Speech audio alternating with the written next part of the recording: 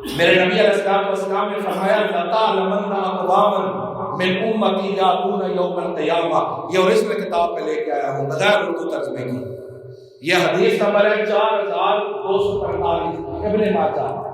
جن کے پاس موبائل میں 360 ایپ ہے ابن ماجہ، اس پہ جا کر سرچ کیجیے گا۔ میرے نبی علیہ السلام نے فرمایا کہ یقیناً میں ایسے لوگوں کو جانتا ہوں یاتون یوم القیامۃ بحسنات، جو قیامت والے دن حشر کے میدان میں آئیں گے تو نیکیاں لے کر آئیں گے۔ کتنی نیکیاں ہوں گی؟ امثال جبال تہامہ، عرب کے اندر جس وادی میں سب سے زیادہ پہاڑ ہے نا، اس کو وادی تہامہ کہا جاتا ہے۔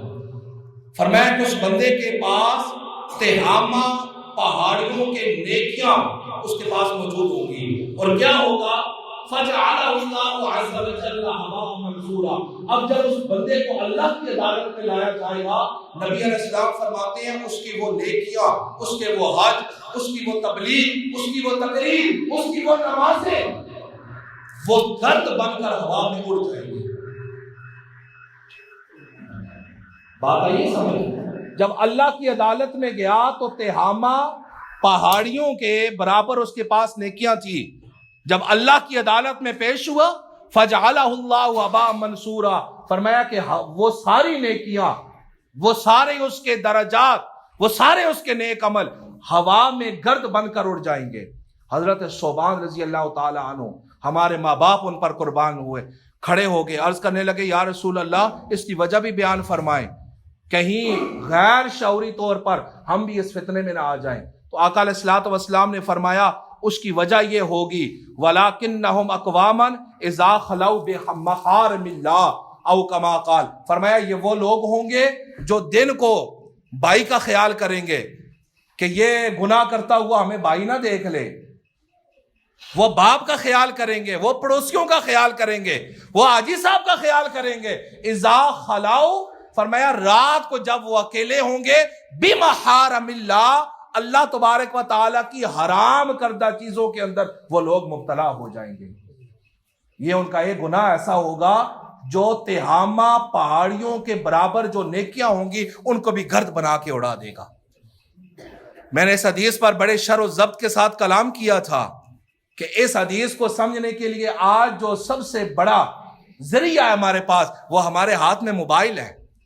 رات کو لائٹ آف ہے، دروازہ بند ہے، اندر کوئی نہیں آ سکتا، تو پھر وہ فحاشی کے مناظر دیکھنے والوں اس بات کو یاد رکھو، قرآن ہے، سورہ مجادلہ ہے، 28واں پارہ ہے، رب کہتا ہے ما یکون من نجوا ثلاثہ الا هو رابعہم، اگر وہاں پہ تم دو ہو نا تو یقین رکھو تیسرا رب تمہارے ساتھ ہے، ولا خمسۃ الا هو سادسہم، اگر تم پانچ ہو یقین کرو کہ چھٹا رب تمہارے ساتھ ہے۔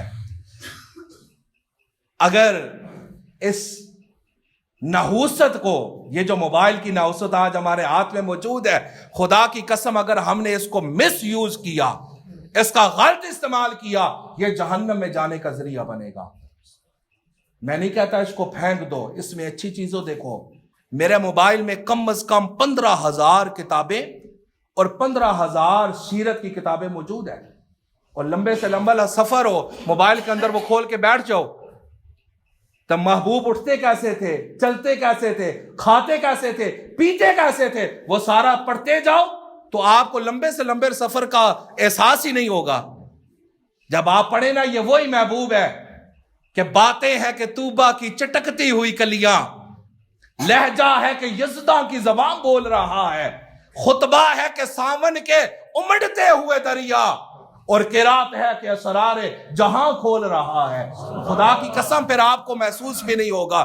یہ جو یار کی محبت کی لذت ہے اس کو کبھی چکھ کے تو دیکھو، ہر لذت کو آپ اس پر قربان کر دیں گے، ہر لذت کو چھوڑ دیں گے۔ عشق مصطفیٰ صلی اللہ علیہ وسلم کا ایسا نشہ ہے۔ میں دعا کرتا ہوں اللہ تبارک و تعالی ہر مسلمان کو محبت رسول عطا فرمائے، خدا کی وحدانیت، نبی علیہ الصلوۃ والسلام کی رسالت پر ہم سب کو قائم فرمائے۔ جو کچھ بیان کیا اصلاح احوال کے موضوع پر، اللہ تبارک و تعالی ہر بات پر کما حق کو ہمیں عمل کی توفیق عطا فرمائے۔ وما علی الا البلاغ المبین۔